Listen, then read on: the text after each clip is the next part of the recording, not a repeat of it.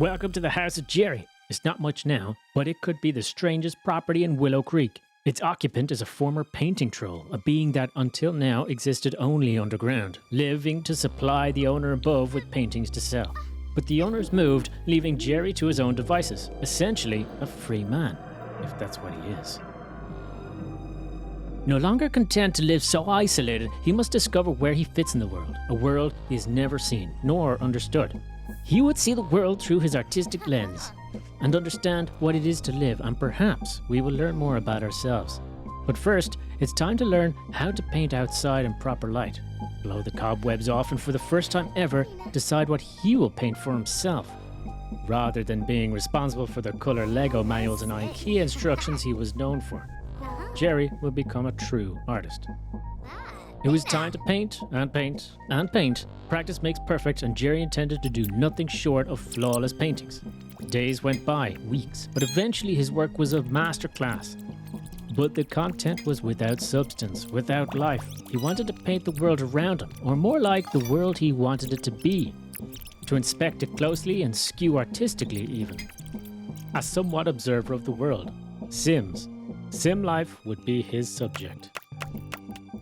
His studio needed to be expanded to observe his subjects from multiple angles, differing light, and at all times maintaining a safe distance as to not interfere with the event.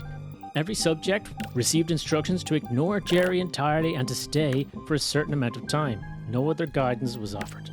It would be true to life. The first scene would be one he is familiar with, his own room. A replication of his own room. The question in his mind is, what would it be like if other people were in his room? Would they enjoy it? Would they hate it? Is it even his room if he's not there? It made Jerry reflect upon his life philosophically. Does he exist in this world if he never joined it? Does he need to be seen to exist?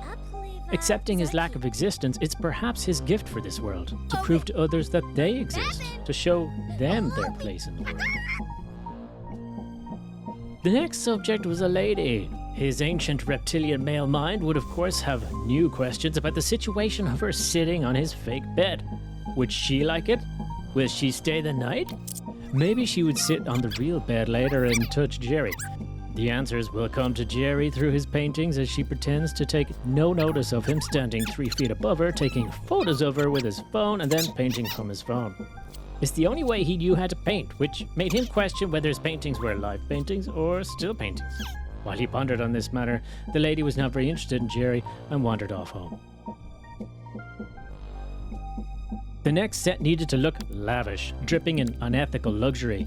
A commission finally came through from an unusual businessman who claimed that he needed paintings for above his fireplace. He had sent links to paintings of dictators through history as reference. It was, of course, Shrek. Striking aggressive negotiation poses in a room fit for a king, living off the backs of thousands of lesser consumers, much like today's tech moguls, Shrek was starting a campaign to restore his reputation. Of course, he was known around town because he fucked half of it, falsely imprisoned people, allegedly, and the Sims are strongly recommended to avoid any dealings with him. It's tough being green and life will be hard for his kids. Jerry didn't know this, of course, and put all his efforts into making Shrek look as regal as possible.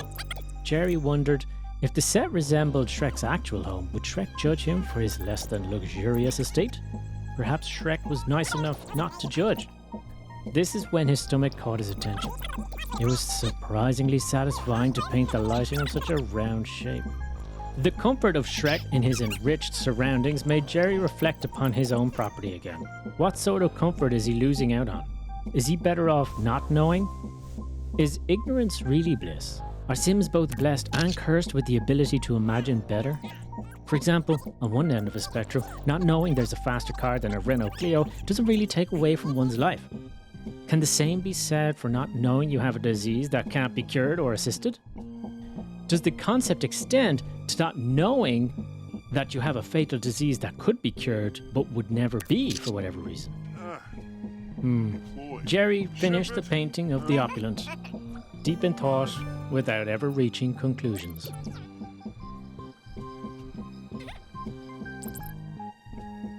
On the back of ignorance is bliss. The next subject is ignorant of the fact that she will die here. When is the unknown, but a question that is drifting in the background should be, would she be happier knowing the outcome? Her setting is a child's bedroom. The surroundings would be, of course, to start with ease, an innocent setting with expectations of fun and innocence, the start of one's life. With time, of course, discomfort will grow, and Jerry intends to capture the moment of realization. The first emotion, as you'd expect, is anger. A general disagreement with her current predicament of being inexplicably trapped with a strange golem-looking motherfucker watching over her without saying a word. Instead, she receives a dull, grey, blank smile as he watches over her without judgment, which would nearly be welcome at this point. Refusing the bed was the last grasp of control in her life. Choosing the floor was a sort of rebellion of the situation. It was an important moment to record, an insight into spite. But what would be the purpose of her life?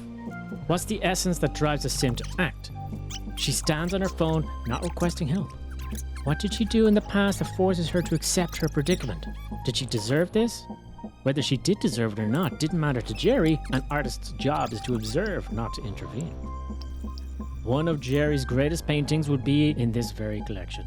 It would be true acceptance. Acceptance of a situation. Acceptance of oneself.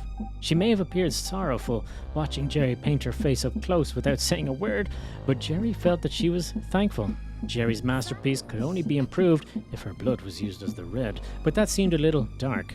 Speaking of dark, the Lord of Darkness himself arrived to take her soul. She eventually starved, of course, and died. A painting of her death seemed to naturally conclude the collection. He'll have to find somewhere to bury her now. Observing a sim alone can be insightful, but it's certainly no reflection on what drives sim life to move forward. Whether it's a positive interaction or negative, it's that interaction that drives life. It takes two. And so it's time to observe the dynamic relationship between two sims. Picking two previous clients, they would be forced to share the same space. Unbeknownst to Jerry, these two sims have previously met. In fact, the female is a previous conquest of Shrek. Jerry had no idea what he was in store for when he realized they despised each other. But conflict is an interesting topic in itself and thus shall be examined. Each step of an emotional process is clearly on display. The two subjects would display little more than sorrow and pain at the start. Clearly they have a history and both are likely regretting agreeing to this event. Well, perhaps more so Shrek. There's no recovery for this relationship, and forced interaction took its toll on them. Having given Jerry much to think about, they were released back into the wild. Spending so much time inside is taking its toll on Jerry, but he would confront his anxieties by venturing outside. Jerry walked his neighborhood and stumbled upon the infamous property of Shrek. He set up outside the front, intending to paint the front of Shrek's house, but was blessed with something unique, a tombstone belonging to Shrek. Jerry felt privileged to paint a mourning sim. Clearly a son of Shrek, Jerry doesn't know of the troubled childhoods the Shrek children had, and if he did, this would be a very perplexing moment indeed. Regardless, Jerry was extremely happy and enthused to capture these bittersweet tears. This would be the only time Jerry left his hovel. With a fantastically tone-deaf approach, Jerry threw a party. Unexplainably, the neighbors felt obliged to attend even when their own lives had suffered such a loss. The juxtaposition of sorrow at a party made Jerry feel artistic and finally capturing something worth presenting to Willow Creek. The party didn't last long and everyone left as soon as it was socially acceptable. And there you have it. The existence of Jerry was that of a funeral, as self-reflective as it was undesired in the first place. In exploring his place in this universe, he would describe himself as the historian. He may never be written in the magnum opus of Willow Creek, but he would be writing it, and that made him feel more essential to Willow Creek than any of its subjects. The only problem he has is that nobody would do the same for him.